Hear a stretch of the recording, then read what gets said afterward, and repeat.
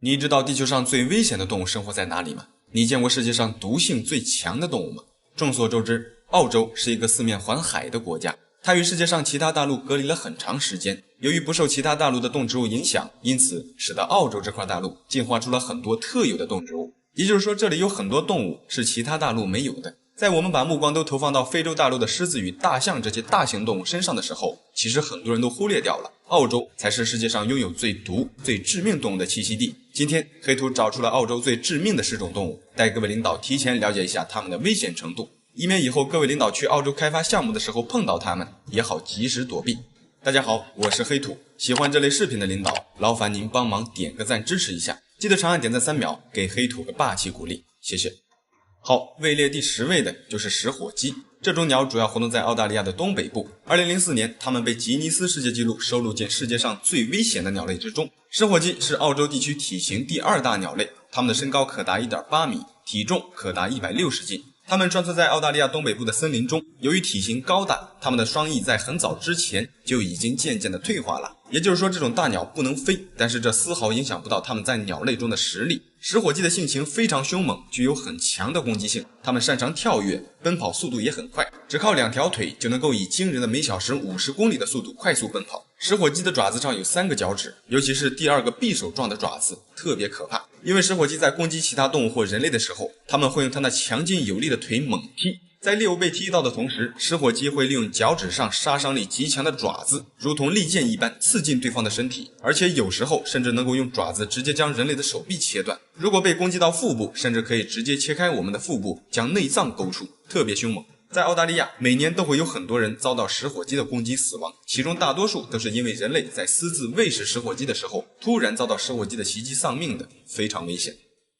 好，第9个，袋鼠。袋鼠相信各位领导并不陌生，它们在我们大多数人的印象中都是呆呆的、蹦蹦跳跳、比较可爱的动物，但实际上袋鼠对人类同样也有致命的威胁。袋鼠是澳洲的特有物种，它们生活在澳洲的大部分地区的广袤森林里。袋鼠是世界上跳得最高、最远的陆地哺乳动物之一，它们一跃可达4米高，最远可以跳到高达13米远。除了这些，它们的奔跑速度也可以达到每小时50公里以上。最重要的就是袋鼠那强劲有力的后腿，它后腿的力量非常大，可以轻易地将一个成年男人的肋骨踢断。还有就是袋鼠的前腿，它前腿上的爪子也是非常锋利，有时候甚至可以直接撕开人类的皮肤，战斗力非常强悍。不过通常情况下，袋鼠不会主动向人类发起攻击，它们的性格通常还是很温顺的，除非当它感觉自己受到威胁时，或者被激怒的时候，才会主动出击。如果没有泰森的体格子，一般人是战胜不了成年袋鼠的。其实袋鼠并没有食火鸡的攻击性强，之所以把它列到第9位，是因为袋鼠距离人类相对较近，接触的越多，危险性也就越大。好，第8个，悉尼漏斗网蜘蛛。这是一种毒性极强，让很多毒虫专家都感到恐惧的剧毒蜘蛛。这种蜘蛛原产于澳大利亚东岸，相比地球上其他蜘蛛，悉尼漏斗网蜘蛛是属于体型较大的一种，它的体长可以达到5厘米以上。这种蜘蛛堪称是世界上攻击性最强的蜘蛛之一，一旦被它咬到，最快10几分钟之内就可以丧命。经过专家的深入研究发现，这种蜘蛛的毒液中含有一种特殊的化合物，也就是一种离子通道抑制剂。这种抑制剂可以使悉尼漏斗网蜘蛛的毒液对灵长类动物产生剧毒，但是却不会影响到其他哺乳类动物的神经系统。简单点说，就是犬科或者其他种类的动物被它咬到，毒性并不会那么强烈，但是灵长类动物被它咬到就是致命的剧毒，非常危险。它们是陆生蜘蛛，通常都活动在比较潮湿的环境下，在澳洲野外森林里的一些潮湿的洞穴中就可以找到它们。这种蜘蛛最危险的一点在于它们强烈的攻击性，如果在野外不小心触碰到它们，很大几率会被咬伤，而且还是连续性的。一旦咬住猎物，就是接二连三的咬好几口，当然在这个过程中每咬一次都会向我们体内注入致命的毒液，非常危险。好，第7个，大白鲨。澳大利亚四面环海，气候炎热，一年中的大多数时间，人类都喜欢在海滩玩水。然而这种气候也是很多鲨鱼经常出没的区域。在澳洲水域，对人类构成威胁的鲨鱼其实不止大白鲨，除了大白鲨还有牛鲨、虎鲨这些攻击性较强的鲨鱼。要知道，大白鲨的体长最大可达8米，而且攻击性极强，它们几乎会吃掉一切可以吃到嘴里的东西。在澳洲，几乎每年都会出现人类被鲨鱼吃掉的事件发生，大多数都是一些冲浪者闯入到大白鲨出没的水域进行冲浪，被大白鲨发现后一口吞掉的。一旦被大白鲨咬到，几乎毫无生还的可能。要知道，大白鲨的咬合力将近2吨，通常一口下去，直接就可以将我们的身体咬断。嗅到血腥味的大白鲨会更加凶猛，它们会拖着猎物的尸体下潜到上百米深的海水下，然后松口让猎物漂浮上去，最后再吃掉，非常可怕。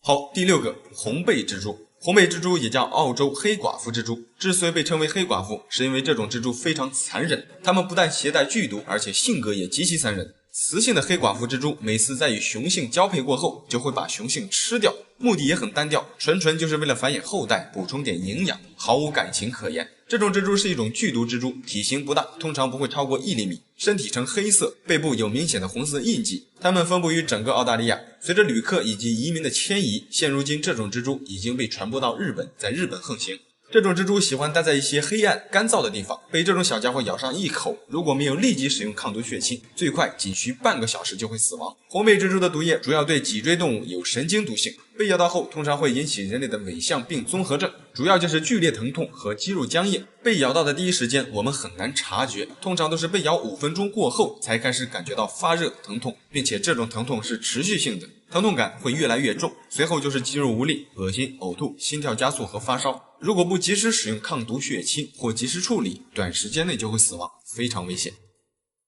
好，第5个，石鱼。石鱼是人类已知地区上最毒的鱼之一，它们分布在澳洲南部的沿海浅水区。石鱼是一个伪装高手，它们的皮肤颜色可以与周围的环境完美融合，而且可以一动不动地在一个地方停留好几个小时，经常潜伏在一些珊瑚或岩礁上，人们很难可以轻易地发现它们。这一点也是对人类来说最致命的一点，即便它就在我们身边，我们也发现不了它们。如果不小心一脚踩到石鱼的身上，对人类来说会有致命的危险。在石鱼的背鳍上长着多达10根以上锋利的毒刺，当石鱼受到威胁时，这10几根毒刺就会在瞬间向外释放出大量的致命毒液。这种毒液对人类来说是极其危险的，一旦被石鱼蛰伤，毒液注入体内，首先会引起剧烈的疼痛，补充一点，是剧疼，特别的疼。有时候甚至不用等到毒液在体内发挥，但是这种疼痛就足以让人类致命。随后就是随着毒液在体内迅速扩散，麻痹我们的神经，头昏眼花，口吐白沫，胡言乱语，最后等到心脏衰竭甚至死亡。一般人被石鱼蛰伤后，如果不及时使用抗毒血清或接受治疗，短2-3个小时就会死亡。在抗毒血清出现之前，在澳大利亚的海滩上，几乎每年都会有人因为踩到石鱼中毒身亡的事件发生，非常危险。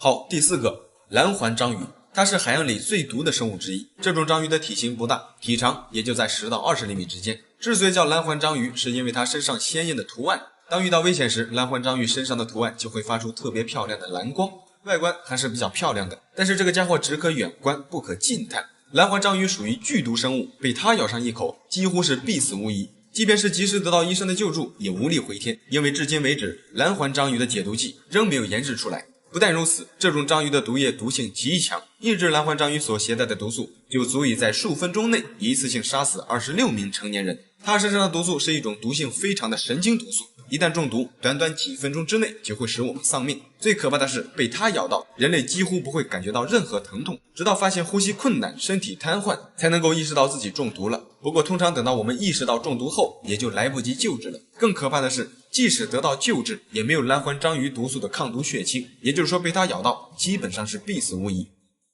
好，第3个，咸水鳄鱼。咸水鳄鱼也就是湾鳄，它是所有鳄鱼种类中体型最大的，也是世界上最大的爬行动物。湾鳄的最大体长可达7米，体重可达1吨。好，第2个，内陆太攀蛇。这种蛇仅分布在澳大利亚的内陆，它被认为是陆地上最毒的蛇。内陆太攀蛇的毒性比响尾蛇要高300倍，比眼镜王蛇高出20倍。它一次排出的毒液能够在24小时内毒死20吨重的猎物，相当于25万只小白鼠、100个成年人类或者2头非洲大象。什么概念？就是仅需1毫克的内陆太攀蛇的毒液就足以使2名成年的人类丧命。这还不是最可怕的，更过分的是，这种蛇在发起攻击的时候速度极快，并且还是连续性的，每次咬伤注入的毒液最多可高达几百毫克，毒性相当强烈。通常都是在太攀蛇攻击猎物的时候，没等猎物反应过来，猎物就已经毒发身亡，毒性发作的非常快。成年人类被咬到后，如果不及时救治，可能最多也活不过15分钟，就会因为呼吸衰竭丧命，特别危险。好，第1个，澳大利亚箱形水母。箱形水母是地球上已知对人类毒性最强的生物。这种水母主要活动在澳大利亚东北沿海水域，经常漂浮在一些较浅的海岸浅水区。它们的体型不大，直径不到20厘米，但是触须很长，身体半透明的状态，漂浮在海水里很难发现。经科学家们研究发现，这种水母的视线范围竟然是360度，它们可以看到自身周围的任何环境。这是因为它们拥有24只眼睛，分布在管状身体顶端的杯状体上。它们的眼睛跟我们人类的眼睛一样，可以感知色彩和物体的大小，这种功能是地球上大多数的动物都不具备的。再有就是箱形水母的触须，这些触须是箱形水母最主要的武器。在这些触须上生长着上亿个携带毒液的刺细胞，非常微小，而且还特别敏感，轻轻的触碰到这些触须就会激活这些危险的毒刺。最可怕的是，箱形水母的毒液不需要利用毒刺刺入猎物体内，即便是喷射到人类的身上也会导致中毒，并且毒液还能够快速的侵入到心脏，中毒后只需要短短2-3分钟就会死亡，连抢救的时间都没有，非常的危险。通俗点说，就是这种水母根本碰不得，一碰就会中毒，而且还是剧毒。最可怕的是中毒后根本没有抢救的时间，基本上是必死无疑。好了，这期视频就到这里了，觉得还不错的领导记得帮黑兔点个赞，谢谢。你知道世界上最小的国家在哪里吗？你知道全国人口只有几百人，但却无人敢惹的小国家是谁吗？世界上大大小小的国家有很多，有的国家幅员辽阔，但有些国家的面积却仅有几平方公里。这些国家虽然面积不大，但却有着独特的风土人情和文化魅力。最小的一个，全国人口加起来只有几百人，虽然地方不大，但他们的人均收入却是很多国家都望尘莫及的。据说随随便便当个保安，月收入都能高达10万。本期视频，黑土就带各位领导一起了解一下世界上面积最小的10个国家。大家好，我是黑土，喜欢这类视频的领导，劳烦您帮忙点个赞支持一下，谢谢。第10个，马耳他。马耳他是一个位于地中海中心的岛国，它由5个岛屿组成，总面积为316平方公里，全国加起来的人口仅为51.6万。但就是这么一个面积还没有我们一个县大的地方，却是一个高度发达的国家。早在2019年，这里的人均 GDP 就达到了34366美元，折合成人民币接近23万，这几乎高于世界的平均水平。这里的主要经济来源都是依靠服务业和金融业，旅游业是这里的主要外汇来源。马耳他的人口虽然只有50多万，但是每年都会有上百万人来这里旅游。这里环境优美，年平均气温为21.3度，即便是到了冬季，这里的温度也不会低于0下，一年4季气候宜人，所以每年都会吸引世界各地的很多游客前来游玩。这些游客在一定程度上也带动了马耳他的经济。除此之外，由于马耳他的地理位置处于非洲大陆与欧洲的中心，所以这里也是欧非贸易的重要中转站。生活在这里的居民可以享受到免费的教育、免费的医疗以及退休保险等福利。这里面积虽然不大，但居民幸福指数却一点也不次于欧洲的其他国家。第9个，马尔代夫。马尔代夫相信很多人都比较熟悉，它是位于印度洋上的一个群岛国家。马尔代夫位于斯里兰卡和印度的西南部，距离亚洲大陆约为750公里。整个国家由26个环礁和1192个珊瑚岛组成，陆地面积仅为298平方公里。这里是亚洲最小的国家，也是世界上海拔最低的国家。整个马尔代夫的平均海拔仅为 1.2 米。这里的气候属于热带季风气候，全年温暖湿润。它的主要经济支柱是渔业和旅游业。马尔代夫拥有丰富的海洋资源和美丽的自然风光。其实在20世纪70年代之前，这里的人口仅为10万左右，经济条件也非常落后，当地的居民主要依赖渔业为生。当时这里是世界上20个最贫穷的国家之一。后来到了20世纪70年代之后，马尔代夫便凭借自身独特的自然风光，开始大力发展旅游业，并且发展十分迅速。美丽的自然景观每年都会吸引上百万名游客前去光顾，逐渐的旅游业就成为了马尔代夫的第一大经济支柱。之前靠捕鱼为生的居民也都逐渐的富裕了起来，人口也从70年代之前的10万人增加至如今的50多万。但这并不能让这里的人永远高枕无忧，因为马尔代夫面临的最大的一个问题并不是经济，而是海平面上升。近些年来，随着一系列的气候变化，导致海平面上升。如果这种现象一直持续下去，作为世界上海拔最低的国家，马尔代夫在不久的将来很有可能会面临淹没的风险。第8个，圣基斯和尼维斯。这是一个位于加勒比海的岛国，整个国家由2个岛屿组成，分别是圣基斯岛和尼维斯岛。2座岛屿的名字加起来就是这个国家的名字。它是西半球最小的主权国家，也是世界上最小的联邦。这个国家的国土面积仅为267平方千米，总人口为 5.9 万人。1493年，哥伦布在他第2次航海中到达了圣基斯岛之后，这里便成为了欧洲人的殖民地。到了1983年，这2座岛屿才正式独立，成为圣基斯和尼维斯国。这个国家的人口主要以黑人为主，经济来源主要依赖于旅游业和金融服务业。另外还有这里的护照，你可能很难相信，这样的一个小型岛国的护照竟然可以免签136个国家和地区。第7个，马绍尔群岛。这是一个位于中太平洋的岛屿国家，它由29个环礁岛群和5个岛屿组成，陆地面积仅为181.3平方千米。这里有着美丽的海滩、清澈的海水和丰富的海洋生物，但是看上去就让人心旷神怡。但在美丽的背后，这里其实还是一个非常危险的岛屿。之所以这样说，是因为马绍尔群岛曾经遭受过多达60多次的核试验，核爆带来的辐射导致马绍尔群岛全境几乎都受到了核污染，严重影响了当地的生态环境和当地人的生命健康。至今为止，部分岛屿上的放射性物质可能仍超出国际安全标准。出于核爆所带来的影响，导致马绍尔群岛上的居民也在长时间的面临癌症、流产、畸形等疾病的困扰。这个国家原本也可以像马尔代夫那样成为一个旅游胜地，但由于其中的一些岛礁可能仍有很多放射性物质没有降解，所以并不适合接待游客。至今为止，这里的经济依然非常落后，财政预算的60%以上都是依靠美国和其他国家的捐助，生活在这里的居民主要靠农业为生。第6个，列支敦士登。这是一个位于奥地利和瑞士之间的微型国家，列支敦士登的西部和南部与瑞士接壤，东部和北部与奥地利接壤。它是欧洲第4小的国家，国土面积仅为160平方公里。截止到2022年12月，这里的人口仅为39680人。这里原本是一个贫穷的农业国家，之前大多数人主要以畜牧业为主，后来逐步的发展成一个发达的工业国家。它的国土面积虽然还不及我们国家的一个县大，但经济却非常发达。早在2009年，这里的人均收入就达到了139100美元，折合成人民币约为100万，在当时是世界上收入最高的国家。毫不夸张的说，这里的居民几乎个个都是百万富翁。再有就是由于国土面积太小，所以早在1868年，这个国家就废除了军队，只保留了几十名警察在维护这里的秩序。之所以这样，是因为这里的犯罪率是世界上最低的国家之一，基本上不需要太多的警察去管理治安问题。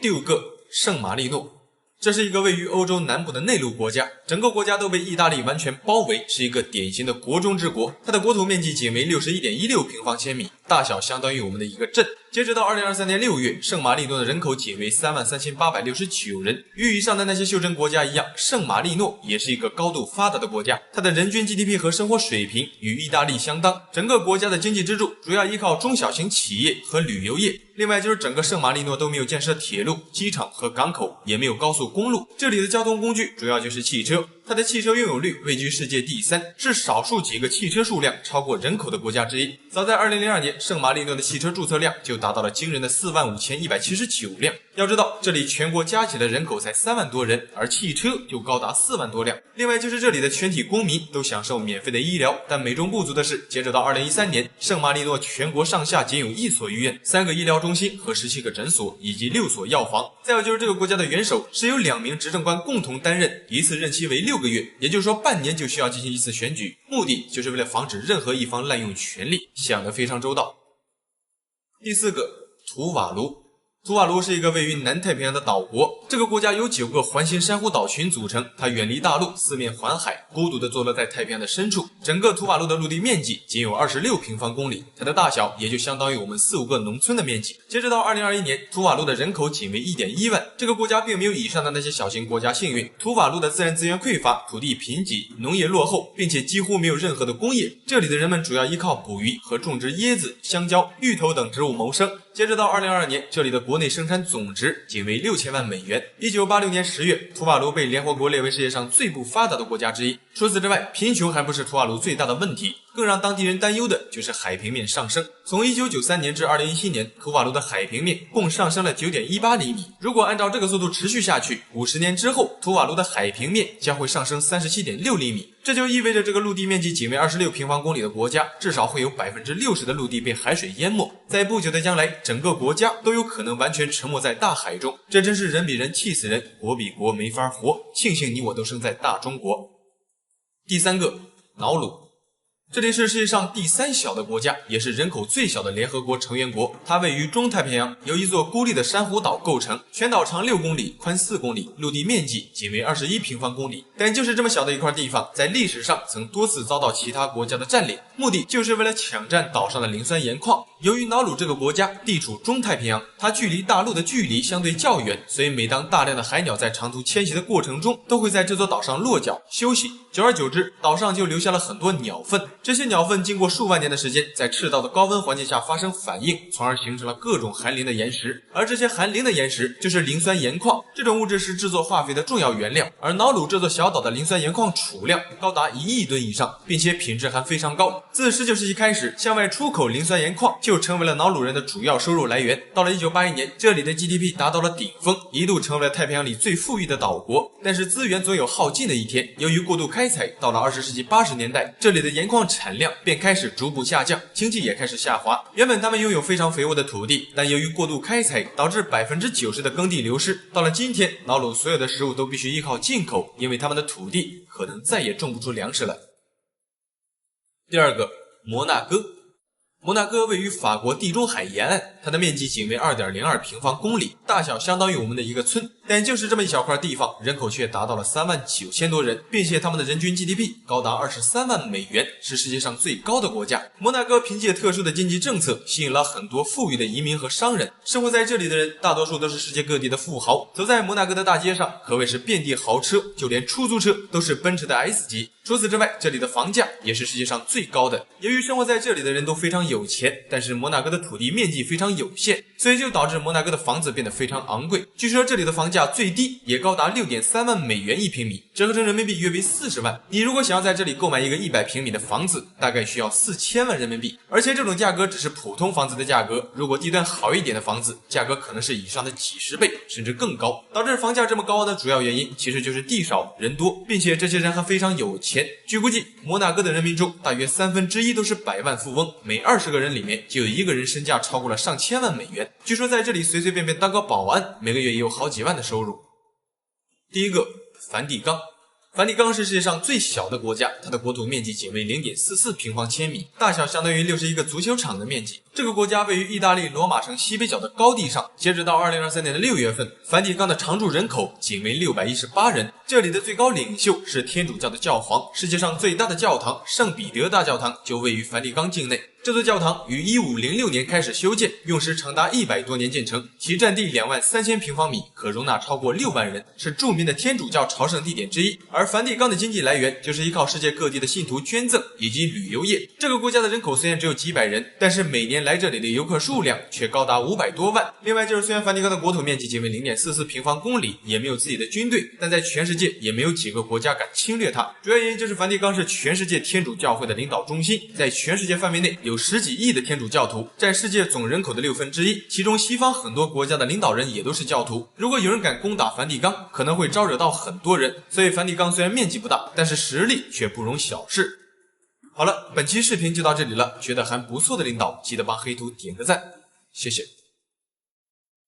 无人区究竟有多可怕？可可西里的高原深处到底生活着什么样的可怕生物？一只兔子究竟是怎么杀死一个成年人类的？这里为什么被称为人类的禁区？你知道吗？在我们生活的地球上，有很多非常凶险且致命的无人区。由于这些地方环境恶劣，危机四伏，所以一直以来都很少有人敢轻易的踏进这片土地。那么究竟是什么原因导致这些地方变得如此致命？今天这期视频，黑土就为各位领导找出了世界上最大的3个无人区，带各位领导一起了解一下这些吞噬生命的禁区。大家好，我是黑土，喜欢这类视频的领导，劳烦您帮忙点个赞支持一下，记得长按点赞3秒，给黑土个霸气鼓励，谢谢。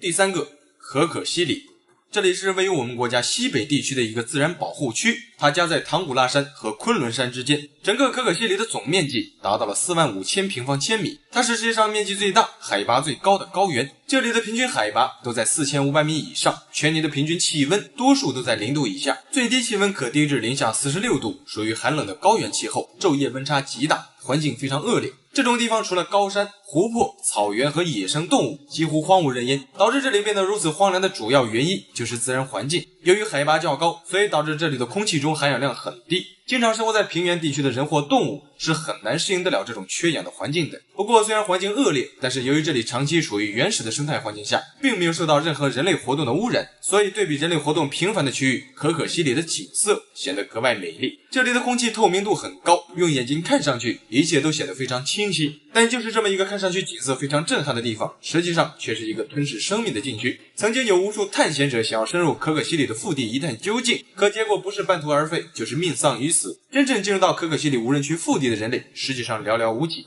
这里除了环境恶劣，其实更可怕的还有野生动物。你知道吗？在整个可可西里生活了有多达230多种野生动物，其中包括野狼、野牦牛、雪豹，甚至熊这种大型野兽。如果身处这里，以上的任何一种动物都有足够的能力置我们于死地。要知道，身处高原缺氧的环境下，我们的体能是非常虚弱的。一旦遇到狼或熊这种野兽，多数人是根本没有足够的体力能够与其周旋的。此时我们的逃跑能力也会因高原反应而直线下降，并且生活在高原地区的野兽性情与凶猛程度往往都要比平原地区的动物更加可怕。因为这里的动物几乎很少会见到人类，所以它们可能并不会惧怕人类，特别是野生的牦牛。如果不幸遇见一头野生的牦牛，是极其危险的。这时候即便你待在车里，可能也无法保证自己的安全。要知道，一头成年的野牦牛的体重最重可达半吨以上，一头暴躁的野生牦牛完全有能力将一辆行驶中的吉普车顶翻，并且受惊的野牦牛会变得极具攻击性，它们有足够的能力置我们于死地，非常危险。再有一个就是生活在这里的一只兔子也能够威胁到我们的生命，这不是危言耸听。要知道，身处空气稀薄的高原缺氧的环境下，如果此时突然窜出来一只兔子，很有可能会吓我们一跳。在这种缺氧的环境下，一旦受到惊吓，就会导致我们心跳加速，心跳加速就会引发高原反应的加剧。如果对于一些本身就患有心脏疾病的人来说，在缺氧的环境下一旦受到惊吓，是很有可能会出现生命危险的。除了野生动物，这里还有很多流沙和沼泽。受高原气候的影响，在可可西里的地表下，有些地方是薄薄的一层冻土，而冻土的下面很有可能就是流沙或者沼泽。如果只身一人一个不小心陷入到流沙和沼泽里，基本上是必死无疑。除此之外，无人区的致命因素还有迷失方向。如果身处可可西里的无人区腹地，我们大部分的电子设备几乎都会失灵，包括 GPS 和指南针这种工具。因为在可可西里的地下有很多矿产资源，受一些铁矿的影响，可能会导致指南针失灵，从而使我们无法辨别方向。要知道，在这种环境下，一旦迷失方向是非常恐怖的。如果没有在预定的时间内走出无人区，一旦食物与水源耗尽，大概率只能原地等死。因为就算你找到了一大片湖泊，这里的水也不能喝，因为这些湖泊都是含盐量极高的咸水湖。如果不慎喝下这种咸水，就会导致我们的身体含盐量增加，这样不仅不会改善身体缺水所带来的不适，反而会加剧我们体内的水分流失，从而导致我们的身体机能快速下降，非常危险。从以上的种种致命的因素中不难看出，可可西里无人区绝对算得上是人类的禁区。从2020年开始，这里就被禁止进入，所以还望各位领导千万不要盲目闯入这里，因为这里的危险程度其实要远在我们的认知之外。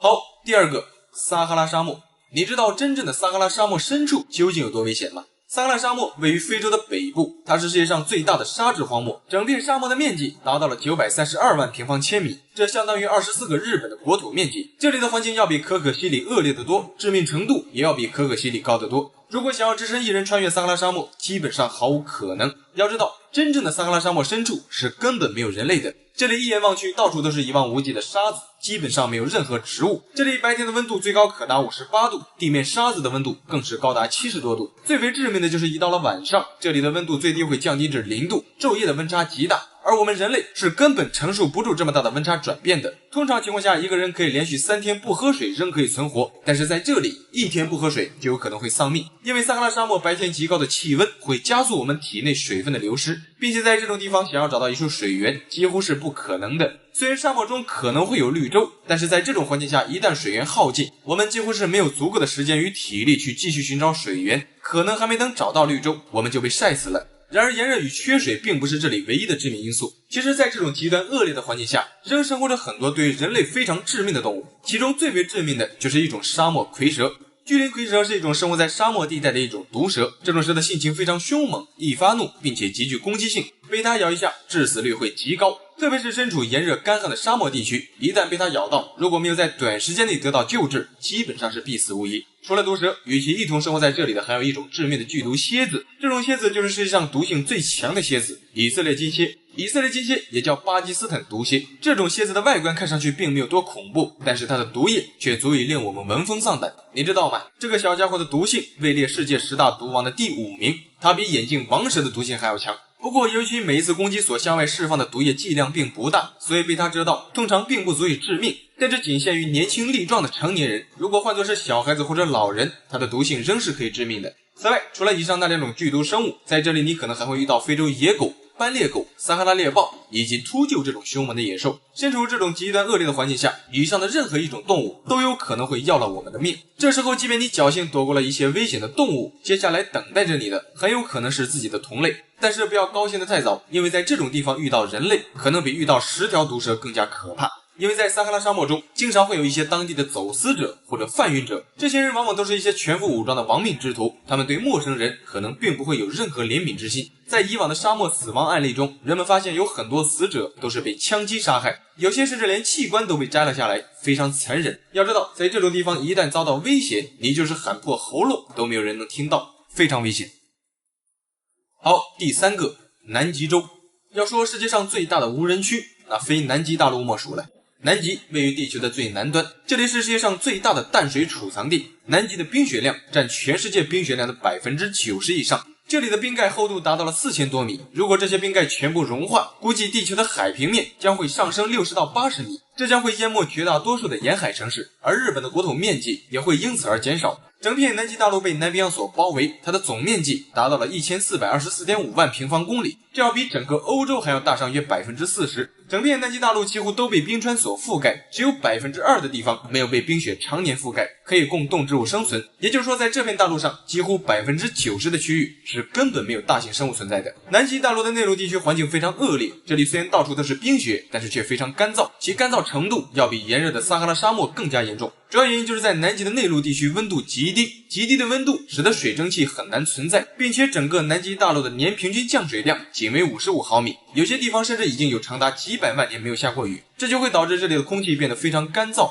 即便身处到处都是冰雪的环境下，我们的身体依然会有脱水的风险。另外，除了干燥，其实更致命的就是这里的温度，这里的最低温度可低至零下89.2度。要知道，在这种温度下，如果将我们的皮肤或者手指裸露在外面，仅需短短的几秒钟，就足以对我们的身体造成严重的冻伤。并且在内陆地区，一年中有300多天的时间，这里都会刮着8级以上的大风，有时候风速甚至会达到每秒100米，这种风力几乎相当于12级台风的3倍。正是因此，使得南极大陆成为了世界上风力最大和最干燥的一块大陆。人如果身处这种环境下，超低的温度加上大风，会导致我们体内的热量加速流失，如果没有充足的保暖装备，极有可能会被永远的冰封在这里，并且暴风雪一旦来临，就会降低能见度，从而使我们无法辨别方向。地面上白茫茫的冰雪还会导致我们患上雪盲症，白色的冰雪会将阳光反射到我们的眼睛里，从而使我们的眼睛受到损坏，导致视力减退。更致命的还有冰缝，由于整片大陆都被厚达上千米的冰雪所覆盖，所以在一些雪层的下面会藏有很多冰缝，